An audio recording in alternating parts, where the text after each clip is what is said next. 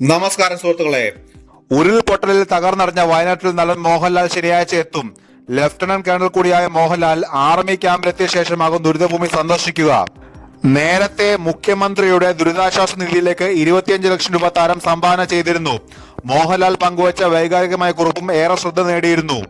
വയനാട് ദുരിതബാധിതർക്ക് ആശ്വാസം പകരാൻ നിസ്വാർത്ഥരായ സന്നദ്ധ പ്രവർത്തകർ, പോലീസുകാർ, ഫയർ ആൻഡ് റെസ്ക്യൂ, NDRF, സൈനികർ, സർക്കാർ ഉദ്യോഗസ്ഥർ തുടങ്ങി അക്ഷീണം പ്രയത്നിക്കുന്ന ഓരോ വ്യക്തിയുടെയും ധൈര്യത്തെ ഞാൻ സല്യൂട്ട് ചെയ്യുന്നു. ദുരിതാശ്വാസ ദൗത്യത്തിൽ മുൻനിരയിൽ നിന്ന എന്റെ 122 ഇൻഫൻട്രി ബറ്റാലിയൻ TA മദ്രാസിന്റെ പ്രയത്നങ്ങൾക്ക് ഞാൻ നന്ദി അറിയിക്കുന്നു.